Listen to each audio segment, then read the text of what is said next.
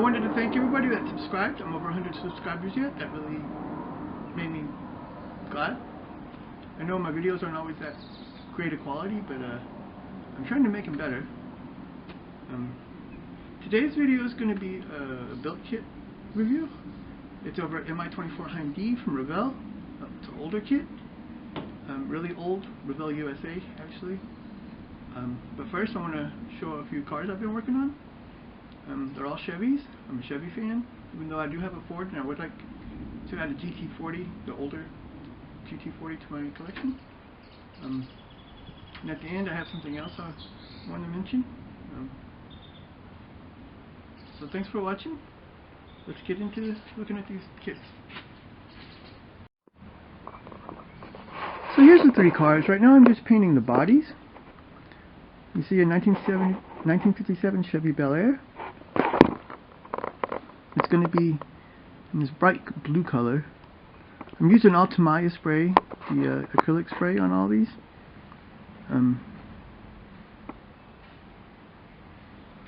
So far I'm just doing the bodies.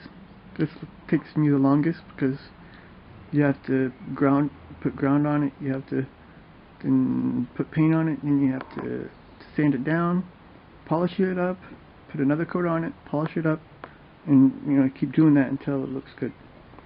So the second one is the 1983 Camaro Z28. This is one of my favorite Camaros. I love the Generation 1 and the Generation 3 Camaros. They look so awesome, I think. I planned on doing all these Chevys together because, well, actually the instructions on this engine for the Camaro are wrong. In the 80s they had them black block, but the Chevy and the Corvette have an orange block, so I can do the engines together. I was going to do them all together because of the orange engine and the painting and everything, but that the Camaro is going to have a different looking engine because it's a black block. So the Chevy and the Camaro are both AMT kits. They're actually reproduced from a company in China. It says here, can't really read it anymore. I painted over it. Here, this one. 2017 round 2. I guess they're really old moldings because there's a lot of flash on both these cars. The Corvette though is a kit from Revell. It's a newer kit, and it's probably so far with the bodies, it's the best of the three as far as flash goes. But there was still flash on it. But I love these old American muscle cars. I mean, there's also cool European cars like we'll get to later because I have a couple of them too. But here's these three cars. You see the colors? This is like bright blue. The Camaro is a bright red, and the Corvette would be a metallic red. It's not quite as bright as the Camaro. Metallic might not be the right color for it, but it looks cool. So I wanted a darker red than the Camaro, and that's the one I bought. And after I sprayed it, I'm like, oh, it's metallic. It doesn't matter because it looks cool, and that's what matters.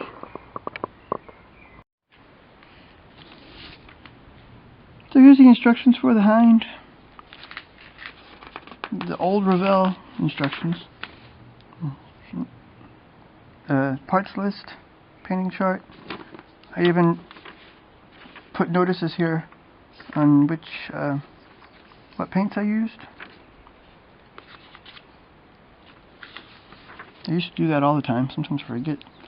So like always you start with, not always, but very, very often on an aircraft you start with the cockpit.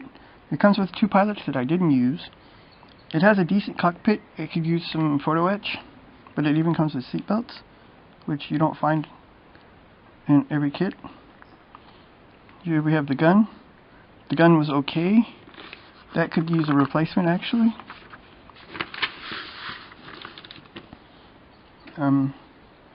Then you start building the interior. You put the nose gear door in, the cargo door in, the cockpit.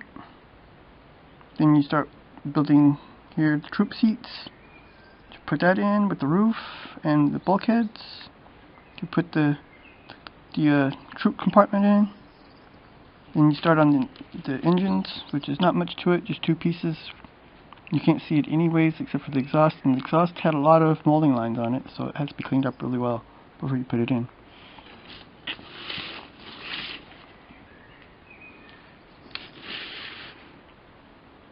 Then here, you start with the base to the rotor and all the parts to the main rotor. The other troop door and a couple of small parts here with the glass, with the windows. The instrument panel that goes on the side, tail rotor, fuselage.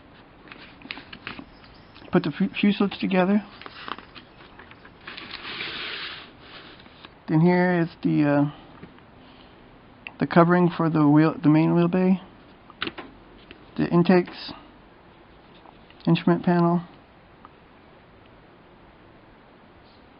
It's like some fans for the crew. The cockpit glass. Here, the intake covers. This is some kind of pod. I'm not really sure what all these things are called.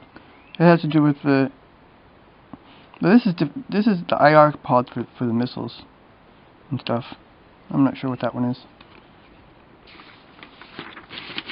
And then we go to the wheels, the nose and the main landing gear bay doors. It even has a alignment here,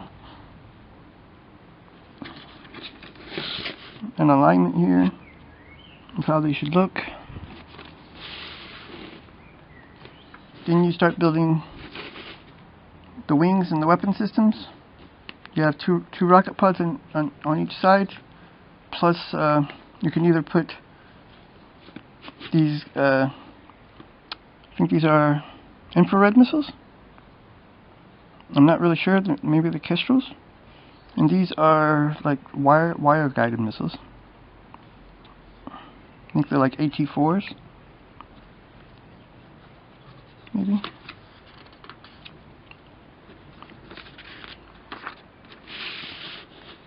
Then putting on the outer doors with the troop step and everything. And some small details. Windshield wipers. The hatch and it has the actuators for the hatches. The prop for the tail. The horizontal stabilizers. A couple antennas here. The rotor cap and the blades. Refueling probe. Pitted tubes, step, and then we go to the painting chart here. We have a Polish version, an East German version, and this is common camouflage pattern. Now for the colors, on the bottom I used Duck Egg Blue from Model Master. I think it might be a little bit too light, I'm not sure. On the top camouflage, I used, it says Africa Core Yellow, but that's way wrong. I used Armor Sand for the light color, for the beige color, and Field Grub for the dark color. It says dark green, but as far as I know, they're beige and brown and not beige and green. At least the colors, the pictures that I've seen. It had really good decals to it. You see, after it's been sitting for, I think I might have built it in 2012 or 2013. I can't remember if I put a clear coat on it, but the decals are still good. See, I built the East German version. The props are done with a Revell mouse gray. The ends of the props are green. I don't know why. Usually I thought they were yellow. I don't think you'd see green that well. The kit was really nice. I don't think the horizontal fit stabilizers, I think they have too much space between here. They didn't fit really well. Like I said, there's a lot of molding lines here on the exhaust. But as far as problems, there wasn't a lot of problems with it. It fit together really well. It was a nicely done kit, and it looks really awesome. I think it's one of my favorite helicopters. The American helicopters don't have nothing on this thing.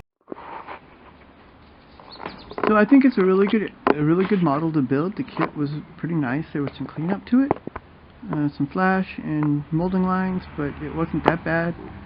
It was a good kit. It fit together really well. The only problem I could think of was it was hard to get the engine exhaust aligned, because there's a slot on top of the troop bay there, and to get them aligned when you put the fuselages together, it was a little tricky. I like this helicopter. It's really mean looking. I like the colors. It has some good ordnance on it, anti-tank missiles plus rockets, plus the machine gun in the front. What I wanted to mention, I want to say that I think it's a good kit to build for anybody. It doesn't matter, how experienced the modeler is. It requires a little cleanup, but all in all, it fits together pretty well. I think there might be a little problem with the horizontal stabilizers in the back. The space between them and the tail looks, well, it's not even on both sides. I can't remember if one of them broke off or not, and I re-glued it. That might be the problem. But it's a nice looking helicopter. And what I wanted to mention here at the end was Kittyhawk put out in 2019 in the fall, I believe it was, September maybe. They put out designs for an Mi-28 Havoc. And I really would like to have this helicopter in 1/48 scale, but I haven't seen it yet. I would really like to have it. If anybody knows anything, please say something. A release date would be nice, or any kind of info on it. I keep searching Google and I haven't found anything yet. And I have it on my wish list on more than one website. Yeah, so when it's released I get some info over it, but been waiting almost 2 years and haven't heard nothing about it yet. So I'm hoping that they release it someday. Maybe with Corona it's become a problem to get this stuff done. That's the only thing I can think of. They can't work together as well and stuff. Maybe that's delayed it. I don't know. I know they've released a lot of other kits, and so far I like what they've done, like the Viper. I did the review. It looks like a good one. I have so many kits to build. It's a little time to do it, but we'll get around to it. So thanks for watching. Please like and subscribe. And until next time, thanks everybody.